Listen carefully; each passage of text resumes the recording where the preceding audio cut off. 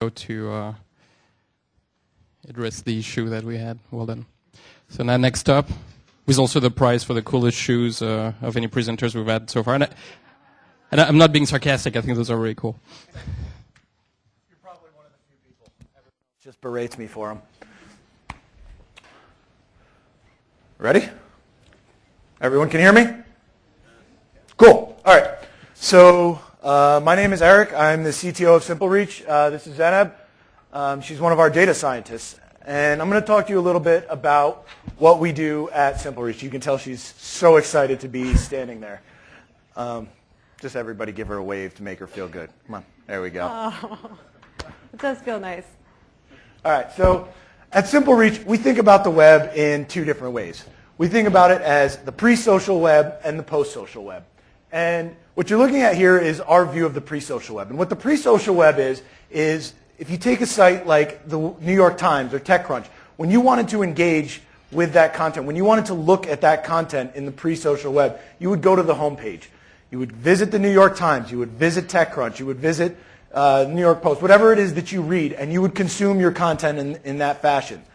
And in order to find out exactly how, please go back. In order to find out exactly how well that site was doing, in order to measure it, there were measurement tools that were created around that. And to find out how to find out how your site measured on those tools, you look at ComScore, you look at Quantcast, you look at Nielsen. And on the site level, which is what those measurement tools were designed for, they did a great job. Now fast forward a little bit to the post-social web. And on the post-social web, there's a different type of consumption that happens. You no longer go to the homepage of the New York Times. You no longer go to the homepage of TechCrunch, though some of you may.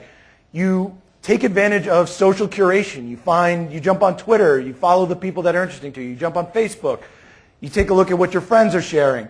And then you engage with the article directly. You go directly from your social curation. You go directly from your piece of social media real estate to the article.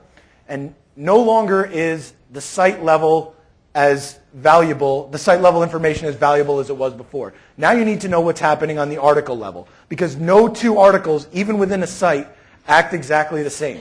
Each article is a snowflake. It's an island unto itself. So what does that mean? That means that in order to really take advantage of seeing how the entry points into those articles look and like getting a good idea of the way that people enter through these articles socially.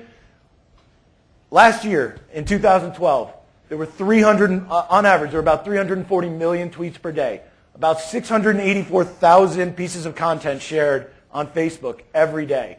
Brands were receiving 34 likes every minute.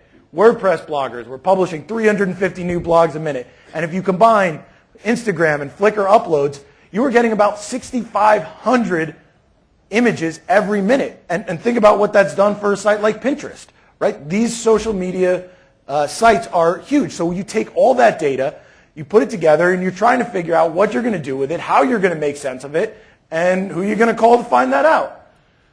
Well, those guys probably won't be too helpful. But we can be a little bit more helpful than them.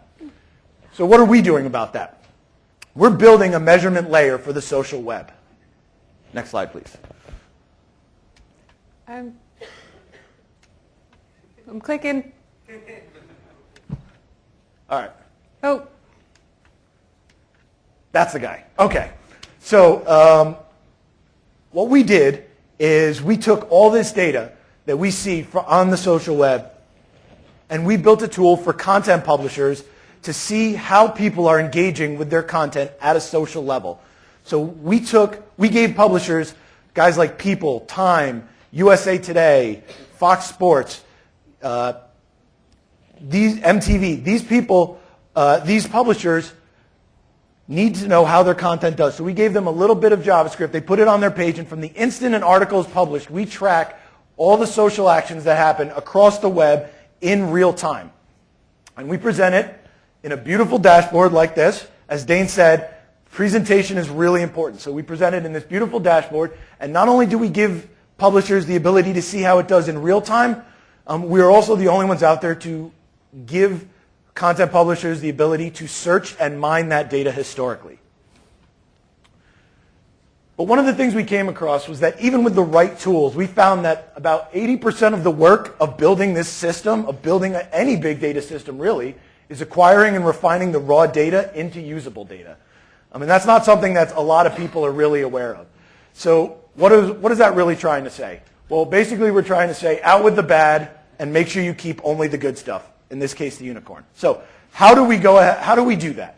And to talk a little bit about how we do that, I'm going to have Zainab come out and tell you a little bit about our data science team, maybe. It's a little fussy with the clicker. But hi, I'm Zainab. I'm a data scientist with Simple Reach. And so just to start with sort of the scope of the scale of what we're looking at, we see over 200 million social events every day, which you guys know because you can all read. If you want to break that down, that's about 4 million tweets a day, and on average it's about 1 million articles, but obviously it varies. And everyone has sort of different definitions of what they consider big data to be. Like some people consider big data to be when it doesn't fit in Excel anymore. I consider big data to be when you can't load it into memory, when you have data sets that are big enough where a large Amazon instance is still not going to solve the problem. That's when you get into really big data. So in order to process that and make sense of it, it's pretty unreasonable to expect that anyone at a publisher level would be able to make sense of that volume of data. And of course, you get that volume of data from looking at thousands of publishers, which we do, and tracking all of their historical data. So what we've done is we created a score that sort of distills all of these different disparate data points and tries to predict how content will be trending socially. So that's basically what we do. And the reason that this is important is, as Eric had mentioned previously, we've got the pre-social and post-social web.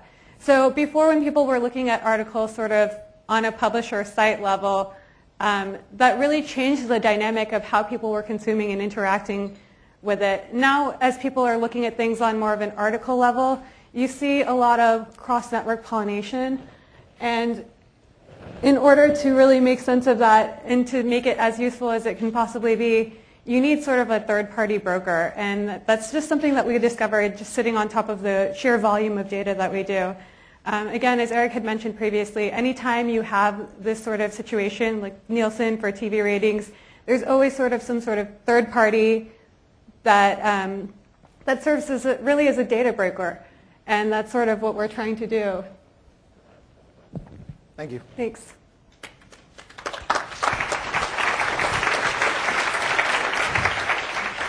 Thank you very much. Justin, you next up.